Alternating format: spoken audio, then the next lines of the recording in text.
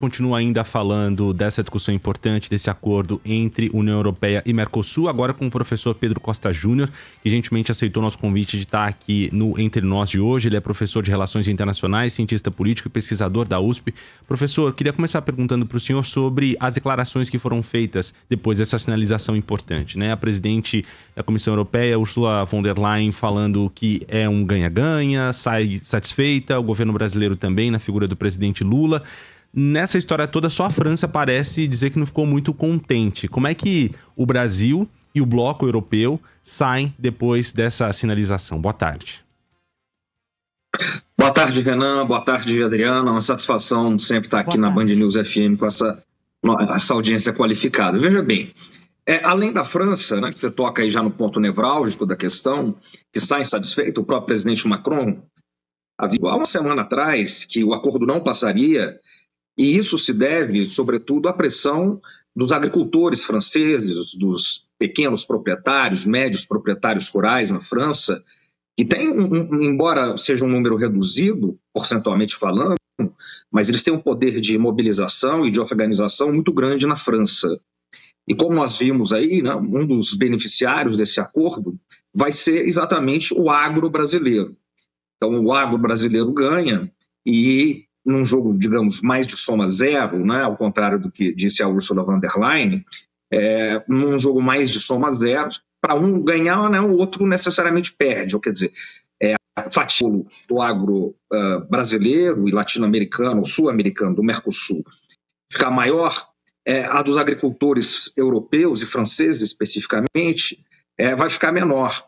Então, essa é a preocupação que está por trás da França, por isso a França já anunciou que vai vetar o acordo. Né? Então, o acordo, mas não é o único país. Né?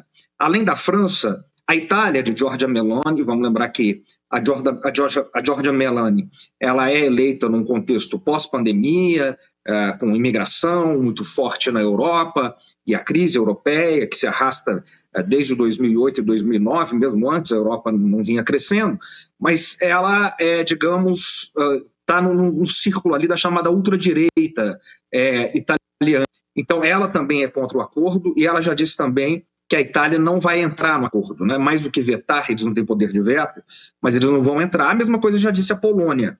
A Polônia é o país da Europa mais envolvido na guerra da Ucrânia, da União Europeia, perdão, né? Porque depois da Ucrânia, que é europeu, mas não está na União Europeia. A Polônia completamente envolvida, é um dos países fronteiriços com a Rússia e está completamente tomado pelas questões da guerra. A Polônia é outro exemplo, Renan e Adriana, que diz que não vai entrar. Agora, para que o acordo seja aprovado na União Europeia, ele precisa passar agora, que ele já foi estabelecido, ele precisa passar pela Comissão Europeia, e aí ele precisa ter 55% dos votos dos países.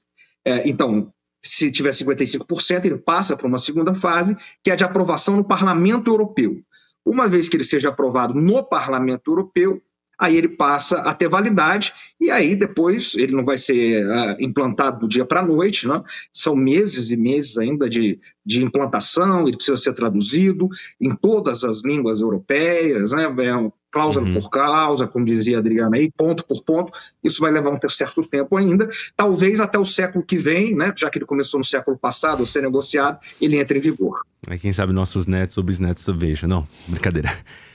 Professor, mas ainda uma pergunta nessa oposição. O senhor estava falando aí de países europeus que fazem essa oposição. E eu queria trazer um aspecto importante de um importante parceiro aqui sul-americano, que é Javier Milei, Argentina. Vale lembrar que quando ele assumiu a presidência, ele falou que queria sair do Mercosul, por exemplo. E tem dado sinais diferentes do discurso que ele faz. No G20 a gente observou isso e hoje mesmo na foto, dando as mãos ali e celebrando.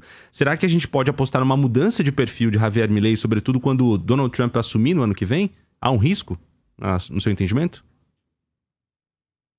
O Milei, ele tem uma postura, o presidente argentino, de ter uma agenda política externa dele, de ser muito aliada ao Ocidente, né? O que se tem convencionado chamar, na literatura de relações internacionais, de Ocidente coletivo, que é diferente do Ocidente, tal qual se entende, por exemplo, a América Latina, o Brasil, a Argentina, né? Nós somos parte do Ocidente, mas nós somos o chamado Ocidente periférico. Né? O Ocidente coletivo, em suma, Estados Unidos, Canadá e Europa Ocidental.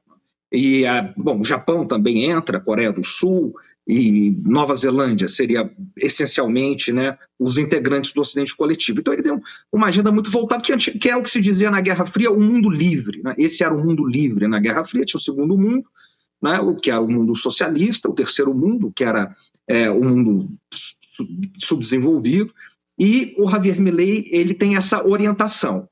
Então, veja, não há uma incoerência no sentido de que ele rejeita uma integração regional com o Brasil e com o Mercosul, mas adota as medidas que vêm da União Europeia. E a Argentina tem se posicionado assim desde o governo Macri, que é o governo anterior ao governo Fernandes que o Milei sucede agora. Né?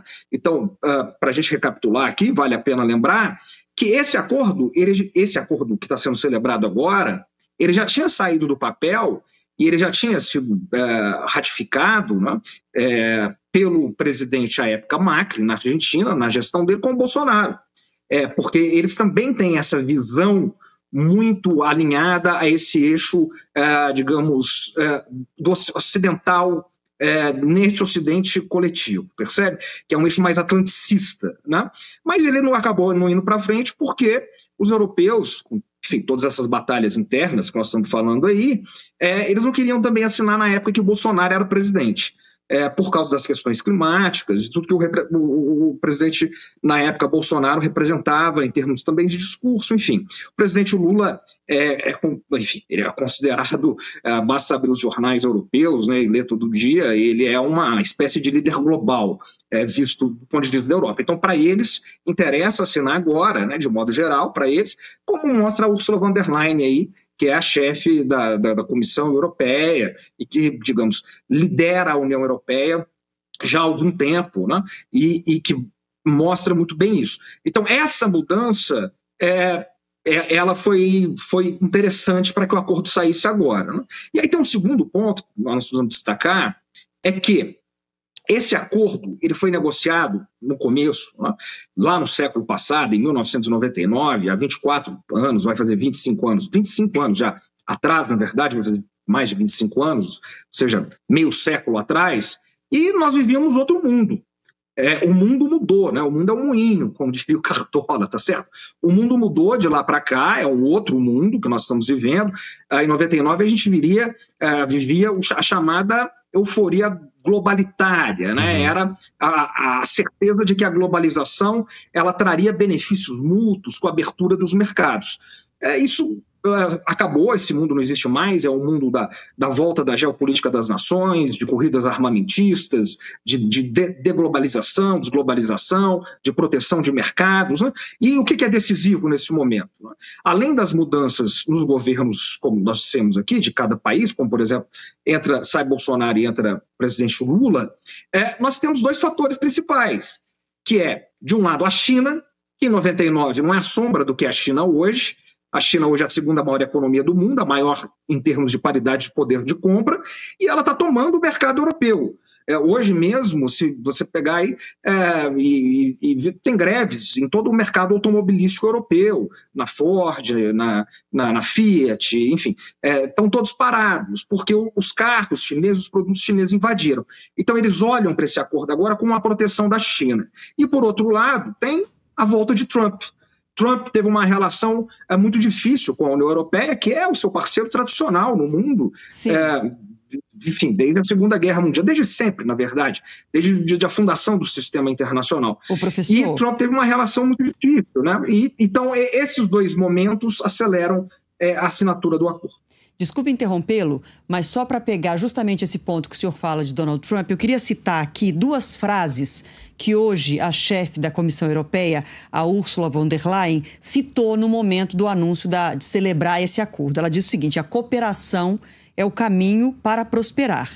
E depois também afirmou, não é só uma oportunidade econômica, mas uma necessidade política. E eu trago isso aí no momento em que o senhor cita o Trump, porque embora a gente está falando de resistências no plano econômico de parte de alguns países da Europa em relação ao acordo, do ponto de vista político, esse acordo também não se torna muito importante para a Europa, uma vez que o senhor falou das mudanças do mundo e o mundo vai mudar de novo com a chegada de um Trump nacionalista, que é uma dúvida para a Europa em relação às relações que vai ter com a Rússia, em relação às guerras. Então, a minha questão, já que a gente não vai ter um efeito econômico tão imediato desse acordo, politicamente ele não tem uma relevância para a Europa? Perfeito, Adriana, exatamente. Tem muita relevância nesse sentido. Porque, veja, se nós pegarmos o primeiro mandato de Trump, quando ele chega à Casa Branca em 2017, vence em 16 e chega em 17, ele muda essas relações com seus parceiros tradicionais, com seus aliados tradicionais, no caso, os próprios europeus. A Angela Merkel, que foi quem liderou a Alemanha e, de certa maneira, a União Europeia, né, nas últimas décadas desse século, ela acabou de lançar uma biografia muito interessante.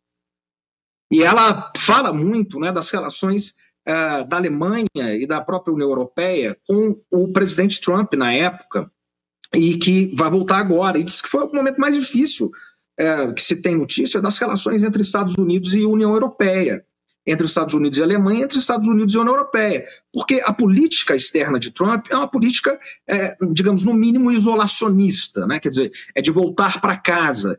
E mais do que isso, ele ataca os ordenamentos dos fundamentos da ordem internacional, aquilo que se entende como ordem internacional, que eles, Estados Unidos e União Europeia, mesmos criaram depois da Segunda Guerra Mundial, em 1945, que são essas grandes instituições internacionais, instituições mundiais, instituições globais, como, por exemplo, a própria OTAN, que ganhou muita força agora, depois da guerra na Ucrânia, e com a vitória de Biden e o governo Biden, né? O próprio Macron disse antes do Biden tomar posse que a OTAN ela respirava por aparelhos depois da gestão Trump. Então, Trump ele instiga, né, que esses, digamos, aliados europeus, entre aspas, da maneira como Trump leva a política externa, eles têm que investir mais e esperar menos os Estados Unidos. Ou seja, numa linguagem mais simples, é cada um por si.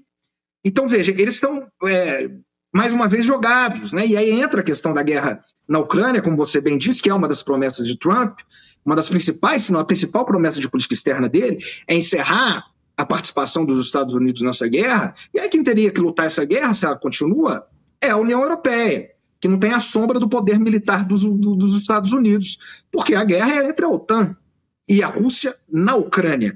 A Ucrânia sem a OTAN, ela acaba no outro dia nessa guerra. Então, nessa ameaça, eles olham para esse acordo, nesse momento, de um lado eles veem uma ameaça. O que é nosso aliado, que é os Estados Unidos e a Casa Branca, tradicional, vai voltar a ficar distante, como na última gestão, distante para dizer o mínimo. Nós não vamos poder mais contar com eles. Isso está claro, isso está lido, digamos, pelos líderes europeus. Pelo outro lado, a China está tomando tudo, invade tudo, a economia chinesa é inevitável. É imparável, não há como concorrer com os chineses. Então eles olham para esse acordo agora e veem uma saída política. E por último, tem as próprias crises internas da Europa. Veja, uma das questões que se diz que esse acordo sai agora é pela crise interna da França, porque a França está meio sem governo, né? O Macron se atrapalhou lá, acabou, enfim, entrando em medidas de pouca legitimidade interna. Então, os outros países europeus, sobretudo a Alemanha, aproveitaram para fechar o acordo agora. Tá certo. Professor, teremos muito a discutir ainda para entender, de fato, o alcance desse acordo e também os efeitos práticos dele, que ainda podem demorar. Vamos falar em outras oportunidades. Quero agradecer demais o cientista político Pedro Costa Júnior, pesquisador da USP, pelo seu tempo para estar aqui entre nós explicando para a gente um pouco dos efeitos desse acordo. Um grande abraço, viu? Valeu, professor. Obrigado, Adriana. Obrigado, Renan. Sempre um prazer estar aqui com vocês. Boa tarde. Obrigada. Até a próxima.